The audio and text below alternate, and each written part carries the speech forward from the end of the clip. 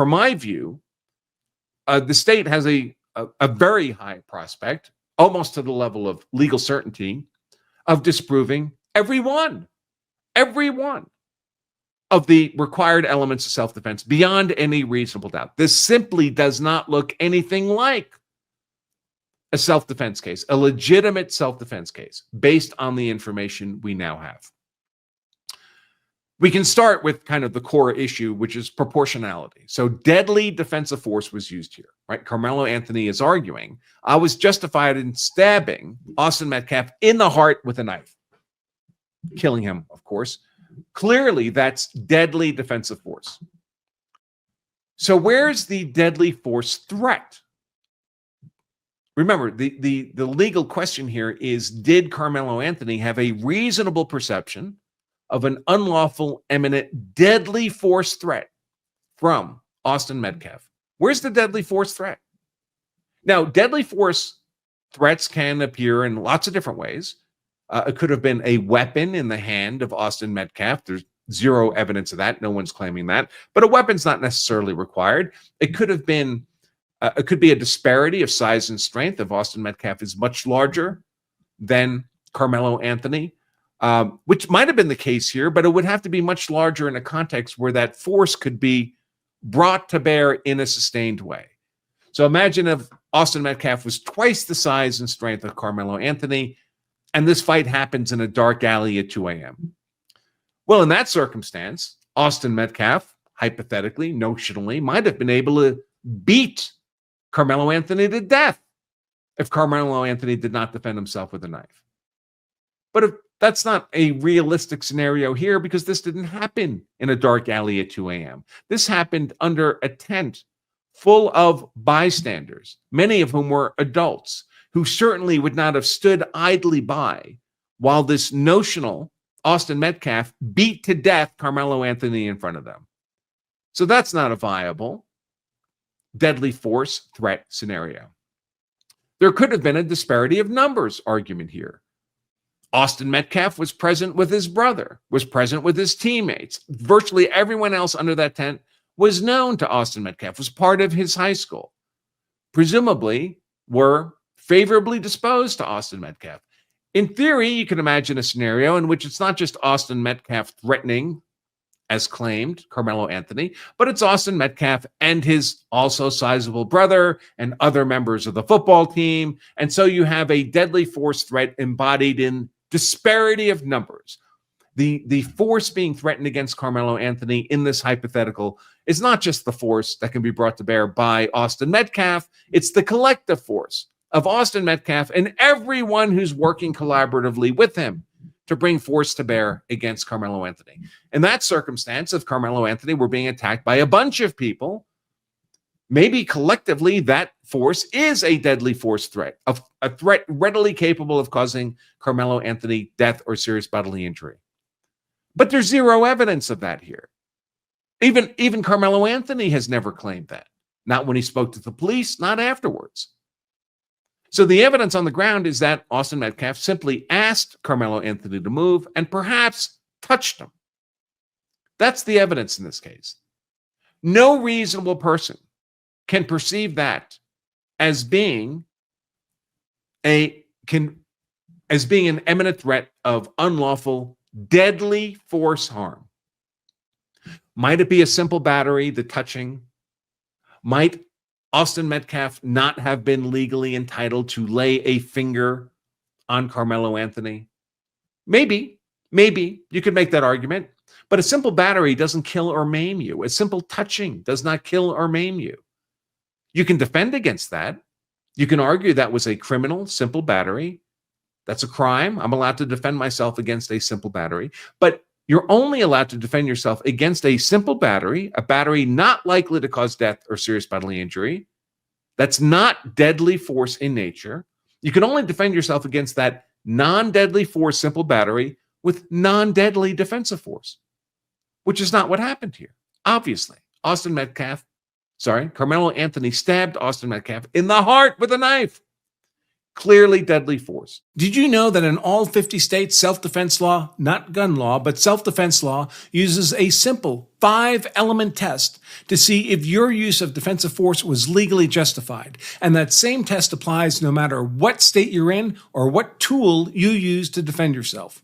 If you're missing even one of those required elements, however, you've made yourself an easy conviction for an aggressive prosecutor. My name is Attorney Andrew Branca, and I've worked more than 30 years as a self-defense attorney. Every state has seemingly endless, complex pages of laws regarding self-defense, so complex that many top criminal defense attorneys rely on my expert analysis to help win self-defense cases for their clients. If the legal code is that complex for lawyers, how can a citizen gun owner expect to know or even follow the law, especially when a life or death situation has triggered a massive adrenaline-fueled mandate to make that fight or flight decision right now? It seems daunting. Yet I created a simple but powerful framework that has allowed me to serve the legal community and countless American gun owners to simplify this legal complexity into just 5 elements of self-defense law. And you can learn my 5-element legal algorithm I use to consult on and win with the top criminal defense attorneys all over the country to protect law-abiding gun-owning citizens from making innocent legal missteps that land them in prison. Now, with a simple read or listen, you can install my 5-point legal framework so it acts as a sort of muscle memory defense to protect you from losing your rights when you choose to defend innocent human life. Click below to get the latest edition of my book, The Law of Self-Defense Principles, for free. I ask only that you help cover the shipping and handling cost to get the book to you. So if there's no evidence here to support a reasonable perception of a deadly force threat being presented by Austin Metcalf, well, then you don't have proportionality. So of those 4 elements, innocence, imminence, proportionality, and reasonableness, you already lost proportionality. So you've already lost self-defense. But by extension, you've also lost reasonableness. There's no evidence here from which a deadly force threat by Austin Metcalf could be reasonably perceived. There's nothing there. And reasonableness doesn't mean you have to be right. You can be mistaken about the nature of the threat. Say, for example, Austin Metcalf had his cell phone in his hand when he confronted Karmelo Anthony. And Karmelo Anthony says, "Oh my God, when I saw that object, I thought that was a weapon. That's why I stabbed him." And then it turns out to be a cell phone. So he would have been mistaken then about there being a weapon in Austin Metcalf's hand. But that mistake might have been a reasonable mistake. Maybe a reasonable person would have perceived that under the circumstances as a weapon. And a reasonable perception is enough. You don't have to be correct. You don't have to make perfect decisions in self-defense. You only have to make reasonable decisions in self-defense. But there's no evidence of that either. Karmelo Anthony never said he approached me with an object in his hand I thought was a weapon. There's zero evidence to support that narrative as well. So if there's nothing that could be reasonably perceived as a deadly force threat from Austin Metcalf, well, then you've lost the deadly force issue, proportionality, and you've lost the element of reasonableness. 2 of the 4 elements you need for self-defense. And of course, if there was not a reasonably perceived deadly force threat, there could not have been a reasonably perceived imminent deadly force threat. So now you've lost the element of imminence too. That's 3 of the 4 required elements of self-defense. And if there wasn't a reasonably perceived imminent deadly force threat, there was no initial aggression on the part of Austin Metcalf that could have justified the response of the stabbing. So you've lost the element of innocence as well. Austin Metcalf was not the initial deadly force aggressor in this fight if there was nothing in his conduct that could be reasonably perceived as an imminent deadly force threat. And now Karmelo Anthony has lost the 4th of the 4 elements required for his claim in self-defense. So in my view, based on the evidence we have available, the state is handily positioned to disprove not just one of these 4 required elements of self-defense, innocence, imminence, proportionality, and reasonableness, but all 4 of them beyond a reasonable doubt. That's how far this case is from being a genuine case of self-defense. By the way, I would point out that in many of the other high-profile cases we saw very aggressively prosecuted. In the case of George Zimmerman, in the case of Kyle Rittenhouse, in those cases, there was literally zero evidence inconsistent with lawful self-defense. None. None. And yet they were prosecuted for crimes as serious as murder, both George Zimmerman and Kyle Rittenhouse. This is the opposite of that case. In this case, there is literally zero credible evidence consistent with lawful self-defense. But of course, given the facts, there's really nothing else for this defense lawyer to do for Karmelo Anthony. That's why I say 99% of self-defense claims are BS. These are not self-defense cases. These are legal defenses that are being thrown against the wall by the defense counsel, because that's what you do as defense counsel when it's incontestable that your client stabbed that guy in the heart intentionally. The only thing left to do is argue self-defense, even if the defense sucks. And that's what we have here. So if these facts, as we currently have them, are presented to an impartial and unbiased jury, and these legal arguments and evidence are presented to that jury, Karmelo Anthony doesn't stand a chance on this self-defense claim. Of course, that kind of begs the question, do we get an impartial and unbiased jury? Because we don't always, do we? We could see in the George Floyd case, we could see in the Ahmaud Arbery case, that unfortunately, this linchpin of our criminal justice system, this constitutional right to an impartial and unbiased jury, sometimes fails. Sometimes the system fails us. And we end up with a jury that's not impartial and unbiased. We end up with a jury that's in fear, that's being implicitly threatened, either personally or in the form of their community.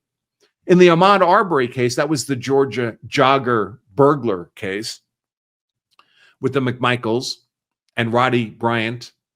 In that case, the jury, while they were deliberating a verdict, could actually hear the angry mob outside the courtroom.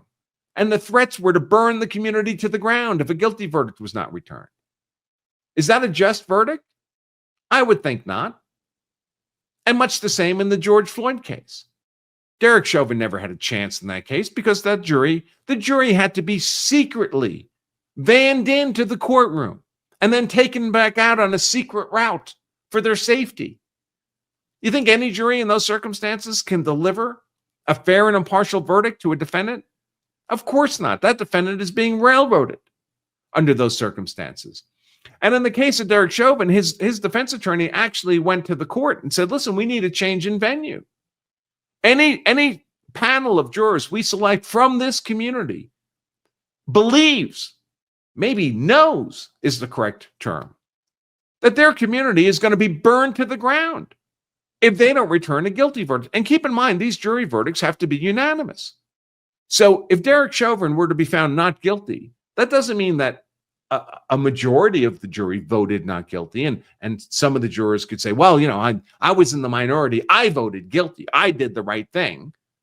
No, if it's an acquittal, that means every single juror voted not guilty. Every one of them. It has to be unanimous. And every one of those jurors knows that although their identity is being kept private now during the trial, eventually it'll be disclosed. Nobody knows when, in a few days, in a few weeks, in a few months, but eventually everybody will know who they are.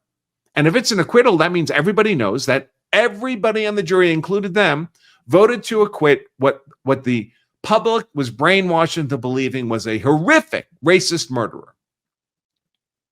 How do you live in your community after that? How does your community survive? Even if the individual jurors are not identified. They were drawn from the community. Isn't the community collectively responsible for this miscarriage of justice in this acquittal? The jurors are in these cases for weeks. You don't think they're thinking about this? You don't think they know this? And in the Derek Chauvin trial, the defense attorney went to the judge and said, listen, we cannot get a fair and impartial jury here. And the judge said, well, let's just bring in the perspective. We'll just ask the jurors if they'll be fair and impartial. And of course, they end up with a jury of people who say, yeah, of course, I'll be fair and impartial. I listened to that voir dire of the jury. And some of those people are lying to you. Some of those people desperately want to be in that jury simply to exact social justice on this defendant. But even if they mean it at the time, they're there for weeks, and over weeks they learn what'll happen to their community if they don't return a verdict of guilty. That's not impartial justice, folks. That's not Lady Justice with the blindfold on. You know the statues of Lady Justice, the scale, the sword, the blindfold. That's Lady Justice with binoculars, with 4K vision, understanding completely that the arson, riot, and looting they've been observing happening all over the nation will happen to them in their community, which will never recover. These communities that were subjected to arson, riot, and looting during the George Floyd protests have never recovered, ever. They probably never will, just like Detroit has never recovered. And in that case, the defense attorney went to the judge and said, we can't get an impartial jury here because all these people have been brainwashed by the mainstream media to a predetermined verdict of guilty. We want to move the trial to somewhere else in the state. And of course, the trial does have to happen in the state because the state is the political entity, the governmental entity that has jurisdiction. And the judge said, well, what difference would that make? If I were to agree to move this to the other side of the state, those people have been equally brainwashed by your terminology, defense, into a predetermined guilty verdict. So it wouldn't change anything. It wouldn't be any better for you elsewhere in the state. And I think the judge was probably right about that. I think anywhere in the nation, it would have been the same. The mob would have traveled to anywhere in the world where this trial was being held and done exactly the same thing. So I don't think moving it would have been helpful. But in my mind, the solution to that problem is not to nevertheless give the defendant a corrupt trial. Say, well, no matter where we do it, it'll be corrupt. So we may as well have the corrupt trial here. It's more convenient for me, the judge. The correct answer, the just answer to the inability of the state to provide a fair, impartial, unbiased criminal trial, if the state cannot deliver that, the state ought not try you, period. You're entitled. The Constitution, simple concepts of justice, entitle every defendant to a fair, impartial, unbiased trial. And if the state is incapable of delivering that, they ought to be prohibited from trying you at all. The solution to not being able to deliver a fair, impartial, unbiased trial is not to give you an unfair, partial, and biased trial. That's not justice. That's just a railroading. Nobody would want that for themselves or anybody they cared about. But when it happens to someone that the media has demonized for a year or more, well, then we just look away, especially when we know our communities being in flames is the alternative. Thanks for watching this highlight segment of our full-length Law of Self-Defense live stream. If you enjoyed this content, make sure to give us a like and subscribe for more expert analysis on politics, law, and how to be hard to convict. And to watch the full-length episode of this show, just click right here. Stay safe.